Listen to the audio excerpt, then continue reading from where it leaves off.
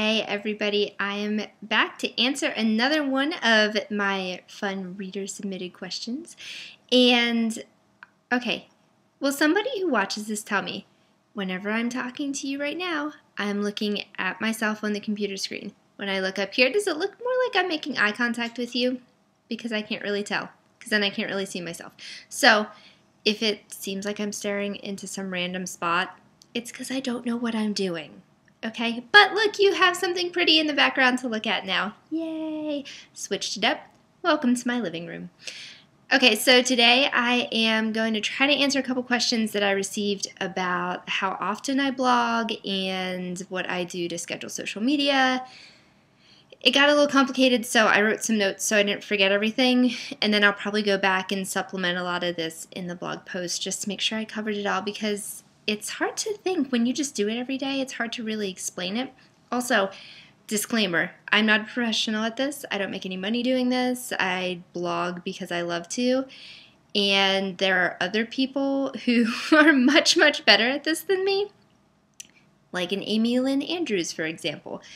But here's the thing, everything that I've learned about blogging and social media, it's been because somebody has taken the time, somebody who's a few steps ahead of me, maybe a lot of steps ahead of me, they've taken the time to answer my question, and they haven't charged me for it, and they haven't offered me a consulting fee or, anything like that. It was just, I had a question, they answered me. So that's what I'm trying to do here. And what I say in this one, it's what works for me.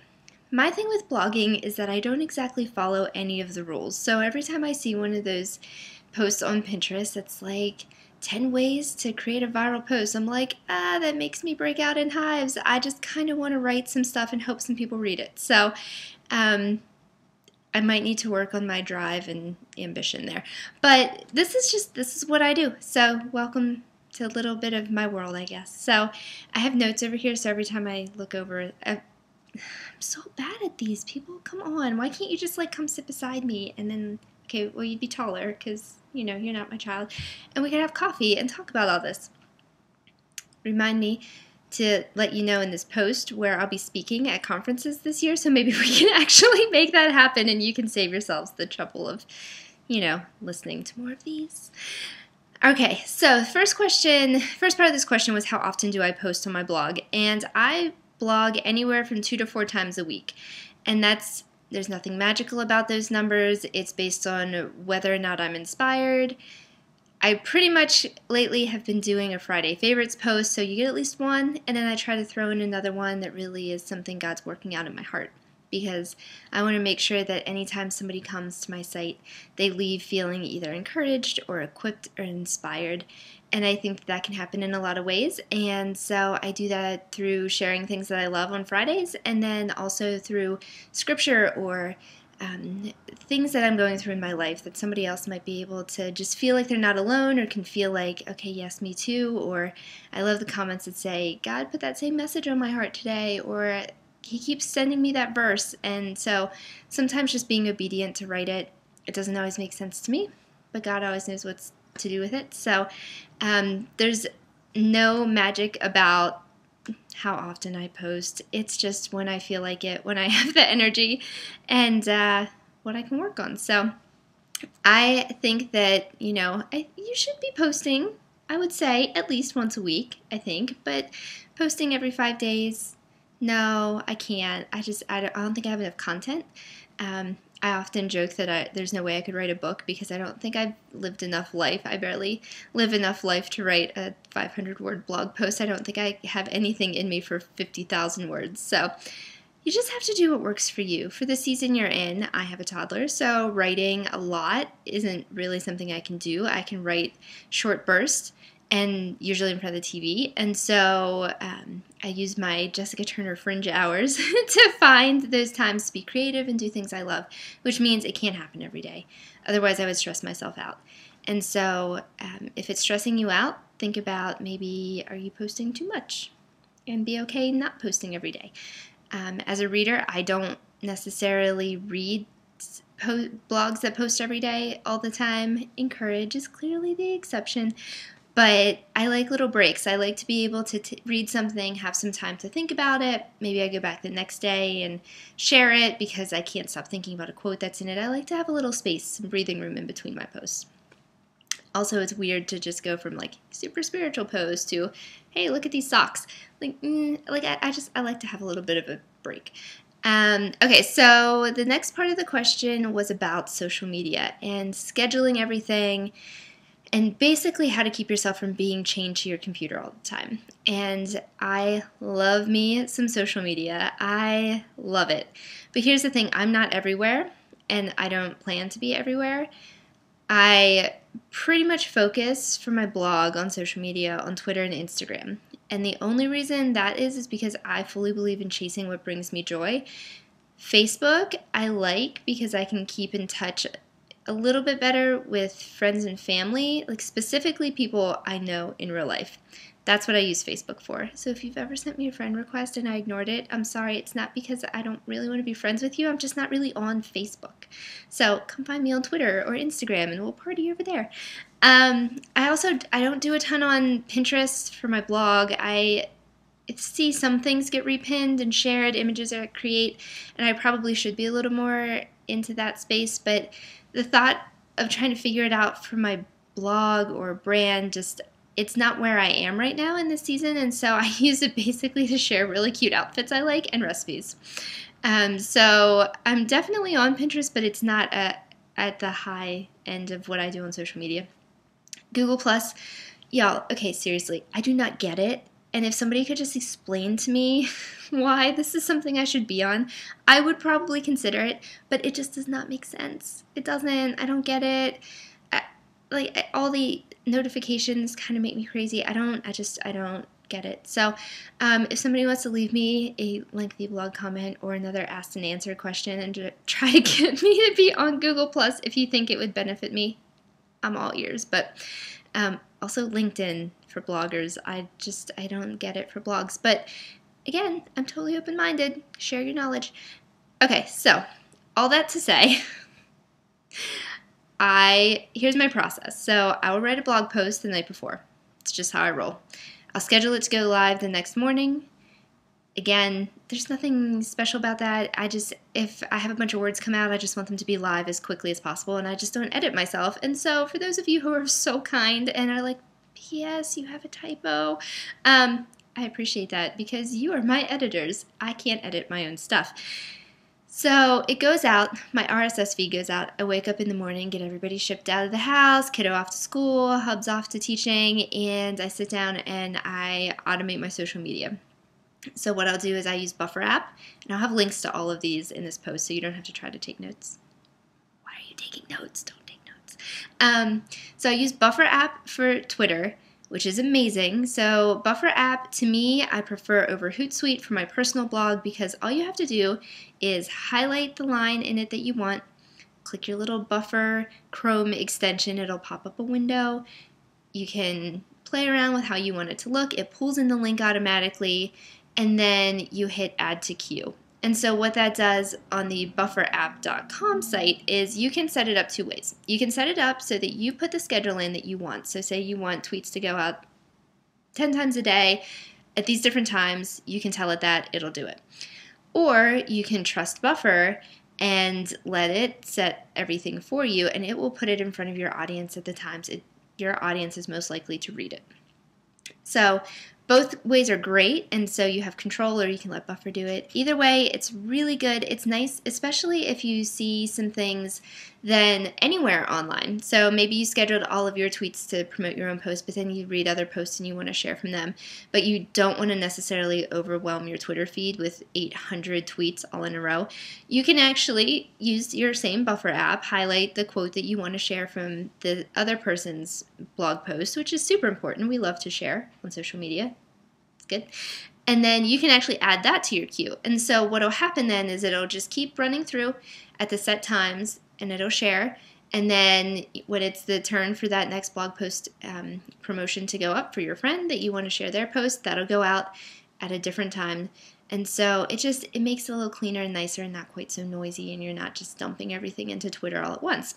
And you don't have to sit on your computer all day tweeting, which is awesome. So for Instagram, dear people who do Instagram, please let us schedule. That'd be awesome. You can't really schedule inside of Instagram to do a post for your blog. And so what I do is I will usually first thing in the morning just do it live right on my phone, snag the picture from my blog post, write a thing, and share it.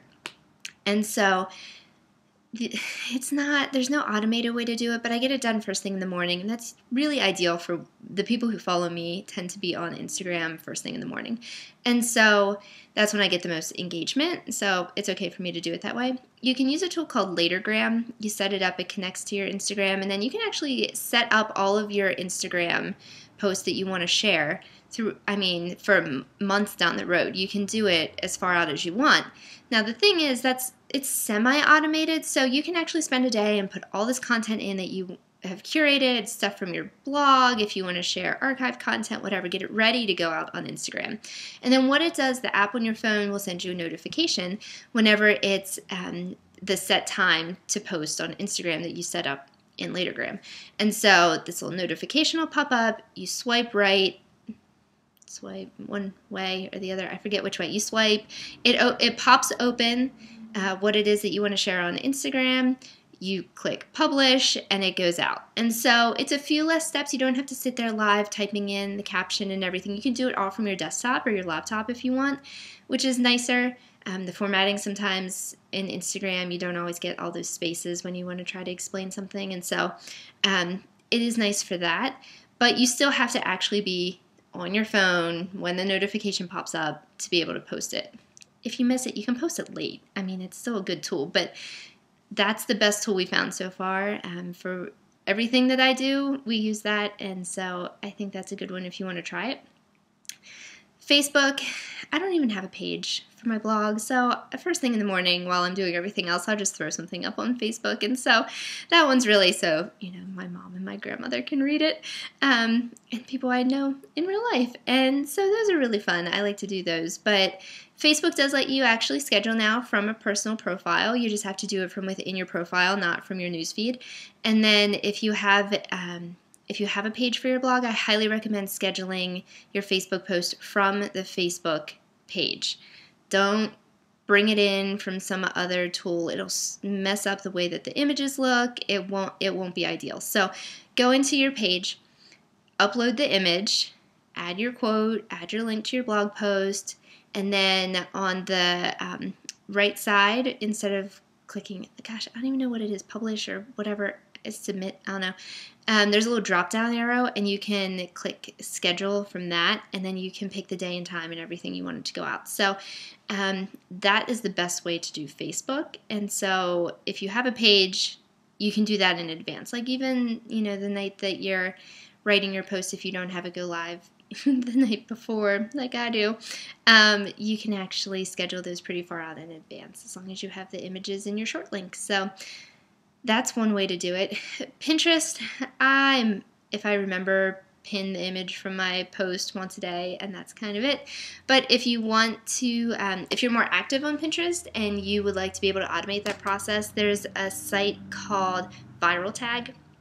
Now, Viral Tag, you do have to pay for some of the options, but you can actually schedule pins for Pinterest through it. So definitely a tool worth looking into if you want to automate that piece. Maybe you do a lot of recipes or DIY, or a lot of affiliate posting. So if you have a site that is more engaged on Pinterest, and it's a niche that's more engaged on Pinterest than what mine is, then it might be something worth considering. And then honestly, I check in a couple times a day to respond to comments and engage. And the nice thing is, because I've scheduled everything, so everything by usually 7:30 in the morning, my social media scheduling is done for the entire day for the post. And then all I have to do is check in, and I'll be able to respond to people live. I'll be able to share other things I'm finding online from friends who are posting great stuff, and I don't have to take all of my time promoting myself. So I've taken maybe 30 minutes in the morning to do it, tops, and then I can spend the rest of the day engaging, which to me is more important. I would rather focus on engaging and having conversations and building relationships with people than spending all my time promoting my blog post.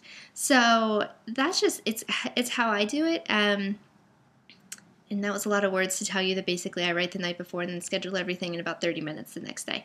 But I thought you might want to know the tools that I use. So there's also, if you use Hootsuite to schedule your tweets, which is awesome, there's a paid version of it that gives you the ability to do bulk uploading of your tweets. So maybe if you have a bigger site or you manage a lot of posts or you have just a lot of content and you want to be able to schedule your tweets to go out maybe further than Buffer would allow, because the free Buffer only lets you do 10 tweets, and then you have to wait for all of those to dwindle down, then you can add more. If you pay for Hootsuite, you can actually schedule in bulk, so you can actually put all of the tweets with the day and time that you want them to go out into a CSV file in Google Docs or something. You can download that, upload it into Hootsuite, and so you can schedule, months worth of tweets. So maybe you have a product coming out, maybe you have a book launch coming up, maybe you have a big event that you want to promote, and you want to be able to spread the tweets out over the next month or two, and you want to hit certain times and certain time zones, and you want to make sure that people see it, and you want to have different content go out. Maybe you have a specific day you're going to be announcing speakers, or you have a day that your product is actually going to launch, but you want to do some really fun stuff leading up to it to make people aware and create buzz. You can use that bulk uploading piece of Hootsuite and get all of that written and scheduled and out onto Twitter without even touching it. So it might take 2 hours of writing content and getting everything scheduled and set up on the front end, but then for the next 6 weeks, you don't have to think about it anymore. It'll just go out, and then you can engage with consumers and potential event attendees, and it can be just one less thing to have to think about later, so you're not doing it live. I think that's kind of it. Let me look at my notes. Oh, the other question was, there was a question a little bit about how do you know when to post on social media. There are some different tools that you can use for that too. And so you can use, there's a new tool that I've just recently discovered, and I haven't really gotten too into it, but it's called Simply Measured. And what it does is it will actually give you a report that tells you, it breaks down the demographics of your different social media sites and when they're online and where they're from. So you can see the top times to engage with your community. So whether it's on Facebook, Instagram, Twitter, I think they had Pinterest, but I can't remember. But they'll run a report for you so you can see here's when your community is most engaged. And so you know that you need to be promoting your post at these specific times. If you don't want to pay for something, because I think you do have to pay for that after the initial free reports, and that might just not be enough information for you, Twitter and Pinterest and Facebook pages, not personal profiles, all have analytics that you can access that will tell you similar information. And so you can get a pretty good idea of when people are engaging with your content, and then you might need to just take a month and test things. And so maybe you want to see, all right, well, I'm curious to see if more people will engage with this content if it is a quote on an image or if it's just text. And so if you're in marketing, that's called A/B testing. And so A would be the version on the picture and B would be the version that's just text. And so you could set it up so that maybe 1 week you do your quote on the image and you share it on Twitter or whatever platform you're interested in at the specific time, and then you kind of watch and see how people engage with it and see if they share it and take a look at those numbers. And then the next week you do the same content but just as text, and you share it at the same time and see how people respond. And so you can start to get an idea of whether or not maybe you have a community that enjoys micro content as in a visual form, so as a quote on an image, a pretty background, something they can share. Or maybe you have a community that really just wants to read a strong quote, something that they can, talk to you about. They don't care about the image, they just want the good content. And so you can start to figure out the best way to share your content with your audience, because your audience is going to do things differently than my audience, because we are not little, twins of everything, and we're all unique and different. So that's one thing you can try to do. And it's okay to change. If you try something and it doesn't work, you don't have to keep doing it. It's okay. You can try something new. But try it for a month and see how your community engages with it, and then take the best of it, and then what didn't work, let go of it, and then try something new. It's the best part about social media. It's always changing, and you can always do new things. It's basically attempting anything you want, and failure is free, right? So you're not costing yourself anything, but you will learn a lot. So don't be afraid of it. If you think it's a good idea, give it a shot. You might be onto something. And then my only other thought about when you schedule, just keep in mind, maybe look at your Google Analytics or some of the analytics that show you where your readers are from, because you might have readers in a variety of time zones and continents, and by you only posting during the times that you happen to be awake in, the Midwest of the United States, you might be missing an entire section of your readership that happens to be starting their day when you are fast asleep at 2 a.m. And so you might want to consider scheduling some posts and promotions for your post to go out at times that you might not be actually awake to engage with it, but you might have readers who would be really interested in seeing that come through their feed, because everything you could be posting on your normal schedule will totally miss them because they actually happen to be in bed at that time.